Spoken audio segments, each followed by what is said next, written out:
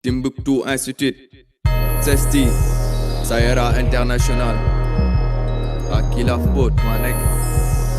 Fact-checking, le plaidoyer, le renforcement de capacité pour une population plus avertie, capable de déceler la bonne info. Nous sommes très heureux de vous accueillir à l'occasion de ce deuxième webinaire que nous organisons dans le cadre de ce projet La vérité sur la Covid, projet mené en coopération entre Timbuktu Institute, Sayera International et bien sûr notre partenaire référence en matière de formation des journalistes et dans les métiers de la communication, le CESTI de Dakar, qui travaille dans beaucoup de pays de la région, qui a formé des promotions entières de journalistes dans tous les pays d'Afrique. Nous sommes très heureux aujourd'hui de vous accueillir encore sur cette plateforme et de partager avec vous, avec le temps d'un webinaire sur la question de la désinformation, journaliste ou influenceur, à qui la faute.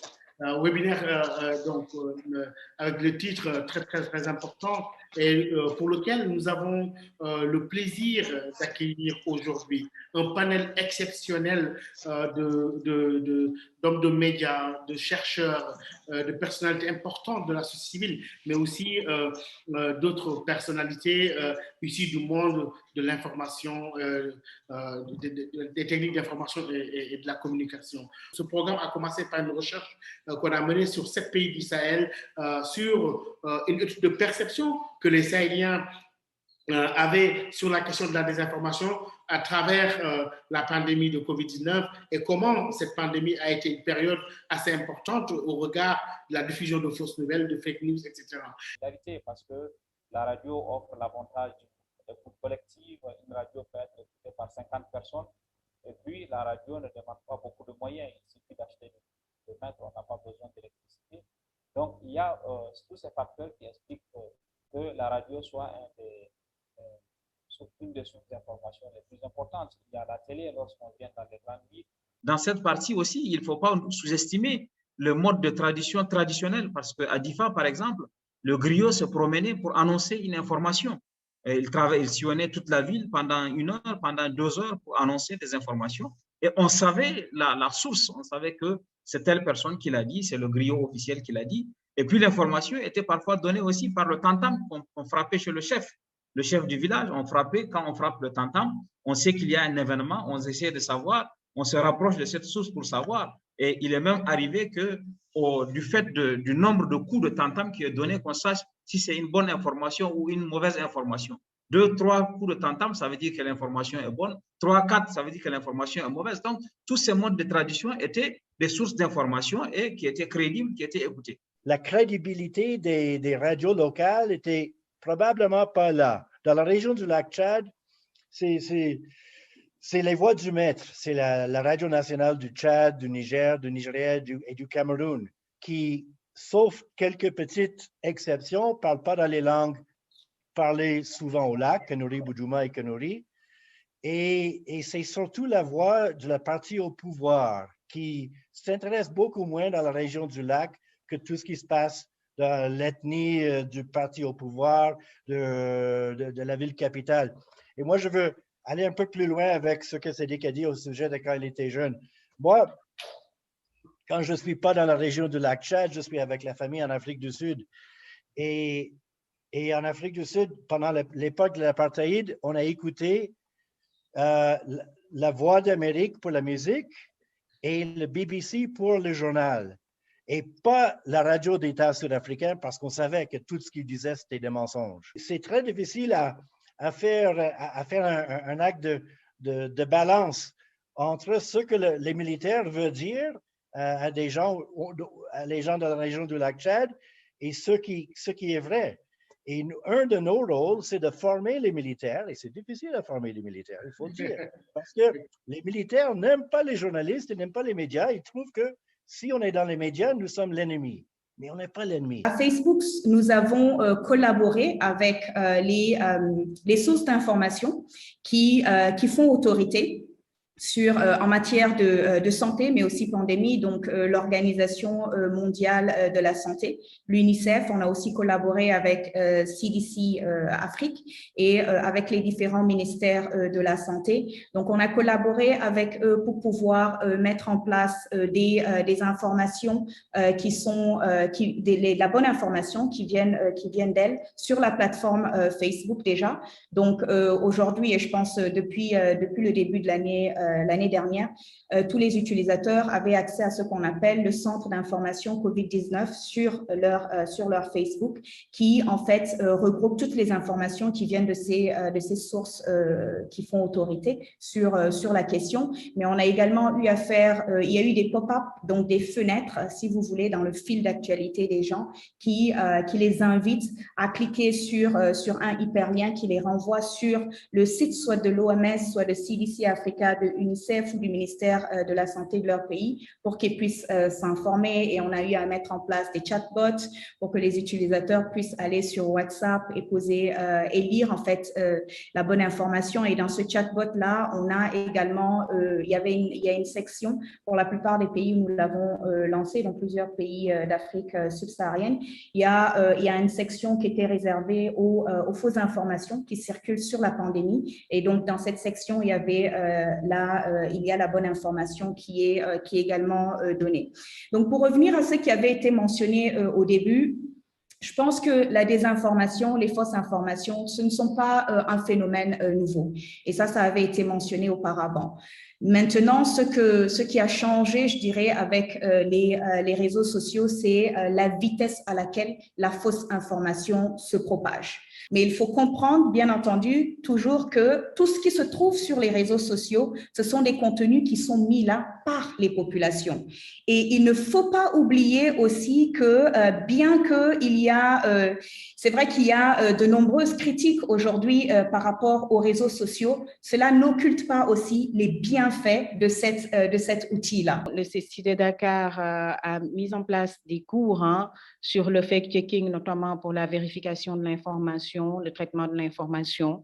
Et nous le faisons aussi en ce qui concerne l'enseignement autour des médias dits traditionnels, que ce soit la radio, la presse écrite ou la télévision. Mais le plus, la valeur ajoutée au niveau du CECI, c'est ce cours-là sur le fact-checking et qui permet de la première à la troisième année, parce que c'est niveau licence, à l'obtention du diplôme, de pouvoir décrypter le vrai du faux par rapport à l'information. La question qu'il faut se poser, c'est comment se fait-il qu'aujourd'hui que les médias dits traditionnels se constituent en relais des réseaux sociaux pour diffuser la désinformation? Et pour comprendre ça, il faut vraiment faire un tour au niveau des faiseurs d'information dans les médias dits traditionnels, c'est-à-dire les salles de rédaction, parce qu'effectivement, il n'y a plus de sources, comme vous dites, toutes les portes sont fermées, donc ils sont obligés d'aller sur Internet. Il y a aussi la paresse journalistique, ce qu'on essaie d'éviter à nos apprenants au CECI. Ils sont tout le temps sur le terrain pour pouvoir vérifier, avoir l'habitude de vérifier. Mais bon, une fois qu'ils sont dans les salles de rédaction, c'est autre chose. Donc, ils vont faire du copier-coller au niveau des réseaux sociaux, ce qui se dit sans vérifier. Parce que c'est quoi être journaliste? C'est la collecte de l'information, le traitement et la diffusion. Donc, c'est la phase traitement qui saute. Parce que dans le traitement, il faut vérifier. Il ne vérifie plus les informations. Ça, c'est dans. L'autre, c'est le canal même, parce que du coup, les réseaux sociaux, Facebook et tout ça, deviennent des sources d'information pour ces journalistes-là, ce qui n'est pas normal, à mon avis. Parce que quand on est journaliste, quand même, on doit pouvoir aller collecter soi-même ces informations, les vérifier, les traiter pour diffuser pour le public. Les complotistes qui font leur apparition, que ce soit via les réseaux sociaux, et donc les journalistes dits traditionnels, en essayant de dénoncer ces théories du complot, eux-mêmes tombent dans ce piège parce que du coup, ils font la promotion de ces complotistes-là. La population ne connaît pas toujours quel est son rôle dans le contrôle de l'information. Pourtant, l'audience, c'est le contre-pouvoir, c'est le cinquième pouvoir. Madame Fils, vous pouvez le dire. L'audience, c'est le cinquième pouvoir, donc c'est le contre-pouvoir du quatrième pouvoir. Et il faudrait, pour pouvoir rendre plus solide la lutte contre la désinformation, l'audience devrait être en mesure de jouer son rôle. Et la désinformation en soi, on ne peut pas l'inculquer aux journalistes a priori, on ne peut pas l'inculquer aux influenceurs a priori, mais nous pensons que la première source de désinformation se situe au niveau de l'accès à l'information. À mon avis, je ne dirais pas que c'est la faute aux journalistes, parce que les journalistes ils se basent d'abord sur l'éthique et la déontologie, et puis ils font preuve de ce qu'ils ont acquis à l'école, parce qu'ils vont à la recherche de l'information, ils la traitent avant de les diffuser. Mais par contre, les activistes, les influenceurs, ils se basent sur des rumeurs, soit pour saper la politique des dirigeants, mais à mon avis, je crois que ce n'est pas la faute des journalistes. On ne pourrait pas dire que le fait qu'il y ait beaucoup de médias qui diffusent l'information soit le facteur de la désinformation en soi. Au contraire, le fait qu'il y ait plusieurs médias qui diffusent de l'information contribue à rendre accessible l'information. Le niveau de désinformation se situe à la source même. Les médias diffusent quelle information?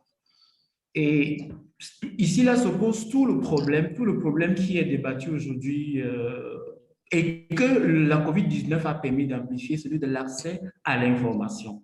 Quelle est la difficulté quand les médias, les professionnels des médias, donc les médias traditionnels, ce qu'on appelle entre guillemets les influenceurs, ce qu'on va appeler entre guillemets les utilisateurs des médias sociaux, quelle est la difficulté qu'ont ces personnes d'accéder à la bonne information? La radio, c'est une plateforme. La radio n'est pas la réponse. La radio, c'est une plateforme pour promouvoir un dialogue entre les gens qui veulent savoir, comme Cédric a dit il y a quelques minutes, plutôt comment survivre, plutôt que comment soigner COVID. Il ne faut jamais oublier que toutes ces radios qu'on veut, qu'on veut pas, ils ne sont pas des radios qui ciblent une communauté en Afrique. Ils ne sont pas une radio qui cible. Ils ne sont pas des radios qui ciblent la région du lac Tchad. Ils sont des radios généralistes. C'est quand BBC ou Deutsche Welle ou RFI a une émission en Hausa. Leur émission en Hausa, c'est pour toute la région du Sahel. Ce n'est pas seulement pour les gens qui habitent à Damasak ou à Zinder. Et l'importance d'une radio locale, c'est de parler et d'échanger avec les gens locaux. Parce que même en politique, les gens, s'il y a des politiciens parmi nos auditeurs aujourd'hui, toute la politique est locale. Si les gens en région du lac Tchad, ben, ce qui se passe en Birmanie à ce moment, bon, c'est dommage, mais c'est pas leur problème. Ce qui se passe autour du lac Tchad, ça, c'est le problème. Vraiment, je suis désolée de le dire, mais je l'assume. Il n'y a pas de formation sur l'éthique ni sur la déontologie. Il n'y a pas de formation sur comment traiter l'information, le traitement et la diffusion de l'information. Et pourquoi? Parce qu'il y a une libéralisation des ondes depuis les années 90 au Sénégal. Donc, certains patrons de presse préfèrent ne pas payer les jeunes journalistes sortis du CECI sur la base de la convention collective et préfèrent faire utiliser ce qu'on appelle dans notre jargon les VIC, les volontaires de l'information et de la communication, malheureusement. Et ce sont ces gens-là qu'on retrouve souvent qui inondent les réseaux sociaux aussi. Il faut dire les choses parce qu'on nous parle d'influenceurs. Oui, je veux bien, mais le problème qui se pose aujourd'hui, fondamentalement, c'est un problème de formation, est un problème de concurrence. Vous avez parlé tout à l'heure de concurrence entre les radios internationales. Moi, je dirais non, on n'est plus dans ça. On est devant une concurrence intramédiatique, c'est-à-dire entre les médias dits traditionnels et les réseaux sociaux. Pourquoi? Parce que certains influenceurs se pensent être justement des journalistes. Des études de perception ont été faites sur cette période-là en 2020. Et il nous est revenu, que ce soit au Cameroun, en Côte d'Ivoire, au Sénégal, au Niger, qu'en réalité, la COVID-19 n'existait pas et que c'était, bon, comme Balkissa le disait tout à l'heure, des gens se sont arrangés derrière des théories complotistes pour dire non, en fait, c'était un complot, la pandémie en soi, ça n'existe pas. Et une fois de plus, la capacité du gouvernement et des médias à produire la bonne information, à éduquer et à informer les populations a été mise à l'épreuve parce qu'il a fallu beaucoup de temps. Jusqu'aujourd'hui, ce n'est pas complètement dissipé. Il a fallu beaucoup de temps pour que les médias, d'abord les médias, jouent leur rôle traditionnel qui est d'éduquer et d'informer la population. Parce qu'il faut remarquer, nos médias ouest-africains ou bien nos médias, disons, tropicaux ne sont pas vraiment outillés pour produire de l'information en temps de crise. La COVID-19 a été l'exemple parfait pour nous montrer comment les médias se comportent sur la production de l'information en temps de crise. Donc, en tout, c'est une perception. Ce que les populations ont pensé à l'avènement de la COVID n'est qu'une perception de la réalité sociale. Il est urgent de réglementer d'avoir un cadre juridique sur la production d'informations sur Internet. Parce qu'actuellement, dans la plupart de nos pays, il n'y en a presque pas. Et ce qui permet aux influenceurs, à tous ces usagers du net là, de produire et de faire tout ce qu'ils veulent. Parce que l'influenceur, lui, il est à la recherche effrénée de la célébrité. Donc, toutes les informations sensationnelles, il les diffuse à sa guise. Mais il n'est pas réprimé, ce n'est pas réprimandé. Et les journalistes également, malheureusement, ils se sont mis dans cette concurrence avec les influenceurs. Donc, finalement, les réseaux sociaux sont devenus un espace de non-droit où chacun fait ce qu'il veut. Donc, ici, moi, mon intervention, je dirais que l'urgence est d'avoir un cadre juridique sur l'espace web. Et je voudrais rebondir sur une intervention qui avait été faite notamment, j'ai oublié le nom de l'intervenant, je m'excuse, mais sur l'importance de la mise en place d'une législation. Je voudrais ici attirer l'attention de tous qu'il est, c'est vrai que la législation est importante pour que les choses ne se fassent pas de manière désordonnée et de manière vraiment qui cause des préjudices dans la vie réelle, mais il est important aussi dans le cadre de la mise en place de législation de veiller à ce que ces législations-là ne sont pas un frein pour la liberté d'expression. Aujourd'hui, on sait que les réseaux sociaux donnent à beaucoup de gens l'opportunité de s'exprimer, surtout dans des contextes où les médias ne leur sont pas accessibles pour une raison ou une autre. En matière de lutte contre la désinformation, je dirais que tous les acteurs sont importants. Il est important de pouvoir vraiment tous venir ensemble, analyser le défi, les causes, les conséquences et pouvoir ensemble mettre en place des solutions qui sont vraiment, qui ne sont pas juste une solution donnée, mais des solutions multiples pour les différentes facettes en fait du problème. Merci à Gilles, merci à David, à Sédik Abba, à Ziler, à Balkissa et à tous nos panélistes et à Yacine, bien entendu, du CESTI qui est partenaire de ce projet-là. Et je sais que la désinformation, elle est là, mais l'information peut ne pas être vraie, mais brouiller les esprits. Comme on dit chez nous, le diable ne dit pas la vérité, mais il peut brouiller les esprits. Mais je sais qu'avec les journalistes, les influenceurs, les médias, les leaders religieux, on peut tous ensemble constituer un socle très très important pour lutter contre la désinformation. Comme on dit quelque part en Afrique, seul on peut aller vite, mais ensemble on ira plus loin. Ça a été un plaisir de partager cet après-midi et puis bien des choses et à très bientôt. Merci. Cherche à réduire le champ de la désinformation et que le Timbuktu, par son réseau de chercheurs associés, assure la recherche-action pour donner des informations traitées par l'institution de référence. En Afrique, le CESTI qui forme les journalistes avec un sens inégalé de l'éthique et de la déontologie, le fact-checking, le plaidoyer, le renforcement de capacités pour une population plus avertie, capable de déceler la bonne